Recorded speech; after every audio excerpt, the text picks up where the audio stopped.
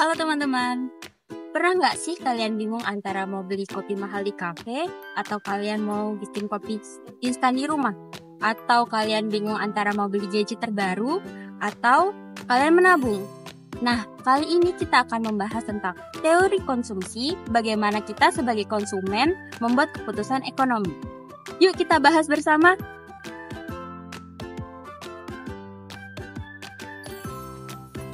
Teori konsumsi adalah cabang dari ekonomi yang mempelajari bagaimana kita sebagai seorang konsumen dapat memanfaatkan hasil keuangan kita untuk mendapatkan kepuasan maksimal.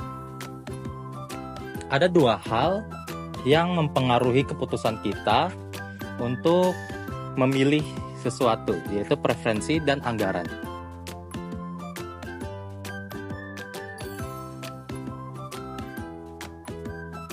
Preferensi adalah apa yang kita sukai. Misalnya, sebagian orang lebih memilih kopi instan saset dibandingkan kopi yang asli. Ini membuktikan bahwa setiap orang memiliki preferensi mereka masing-masing sesuai dengan selera dan kebutuhan mereka. Secara teori, konsumen akan memilih produk yang dapat memuaskan hasrat mereka.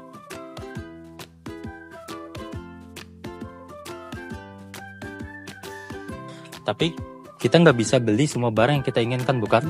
Disinilah batasan anggaran berperan.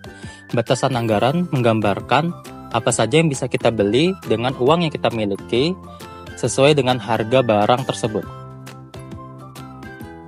Konsumen membuat keputusan yang optimal di mana konsumen mendapatkan kepuasan serta anggaran. Nah, titik optimal ini terjadi apabila kita menggabungkan dua barang sesuai dengan perbandingan utilitas marginal dan perbandingan harganya. Nah, kalau mau lebih simpelnya, kita sebagai konsumen memilih barang sesuai dengan kebutuhan serta keterjangkauannya. Nah, tapi teman-teman, selain preferensi serta anggaran tadi, ada faktor lain juga loh yang mempengaruhi keputusan konsumen.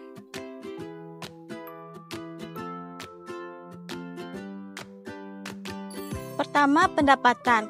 Semakin tinggi pendapatan seseorang, maka semakin besar juga daya belinya. Mereka lebih cenderung membeli produk dengan kualitas yang lebih tinggi atau barang yang lebih mewah.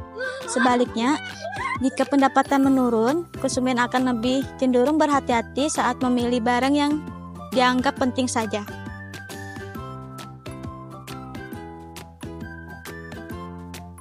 Selanjutnya yaitu harga barang substitusi dan komplementer. Nah, maksudnya apa sih? Jadi, barang substitusi adalah barang pengganti, seperti kopi dan teh. Jika harga kopi naik, konsumen akan beralih ke teh. Sementara itu, barang komplementer adalah barang pelengkap, seperti roti dan selai. Jika harga selai naik, maka permintaan roti juga bisa ikut menurun.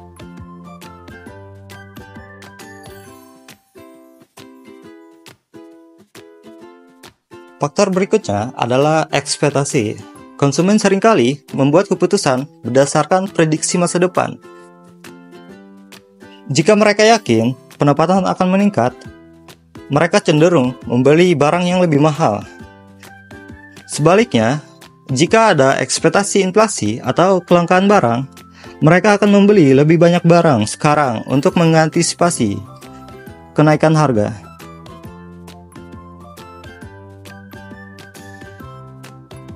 Terakhir adalah faktor psikologi. Citra sosial, kebiasaan, dan pengaruh iklan memainkan peran penting. Banyak orang memilih produk tertentu untuk meningkatkan citra sosial mereka.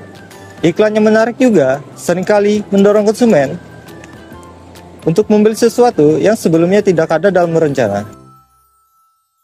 Jadi, keputusan ekonomi kita dipengaruhi oleh preferensi dan anggaran. Selain itu juga ada faktor lain seperti pendapatan, harga barang, ekspektasi, hingga faktor psikologis. Nah, semua ini berperan penting dalam bagaimana kita membuat keputusan untuk membeli barang yang akan kita beli. Jadi, bijaklah dalam memilih.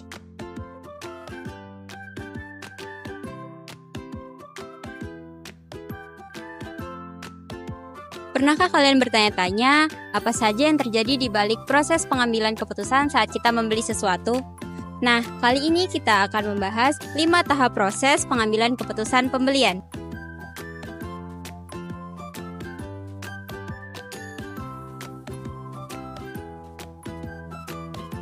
Pertama, pengenalan masalah. Konsumen hanya akan membeli barang atau produk yang memberikan manfaat bagi mereka sendiri. Misalnya, seseorang yang sepatunya rusak, baru akan menyadari bahwa dia membutuhkan sepatu baru. Tanpa adanya masalah seperti ini, konsumen tidak akan membeli.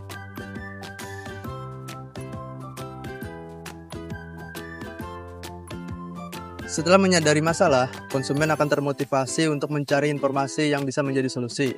Informasi ini bisa berupa memori pribadi seperti pengalaman sebelumnya atau sumber eksternal, seperti ulasan online dan rekomendasi dari teman.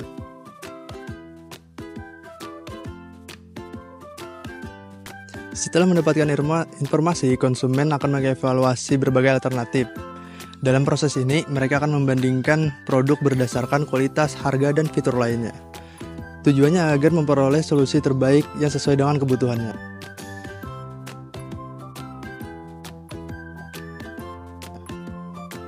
Setelah mengevaluasi, konsumen memutuskan untuk membeli. Namun, perlu waktu untuk sampai pada keputusan ini bisa berbeda-beda, tergantung pada pertimbangan mereka atau keraguan mereka.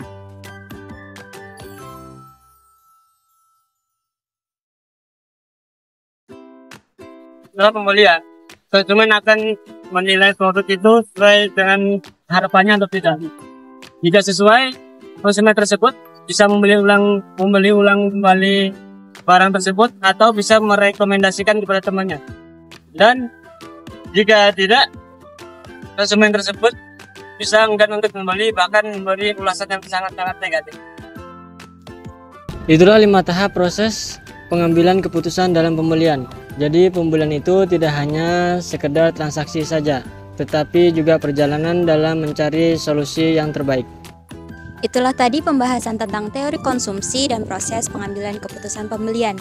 Dengan kita memahami konsep ini, kita akan menjadi konsumen yang lebih bijak dan efisien dalam mengelola preferensi serta anggaran.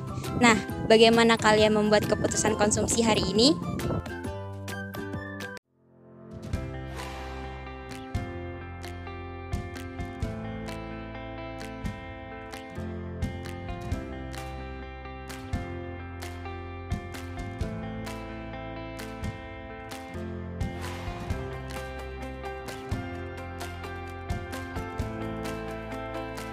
Utama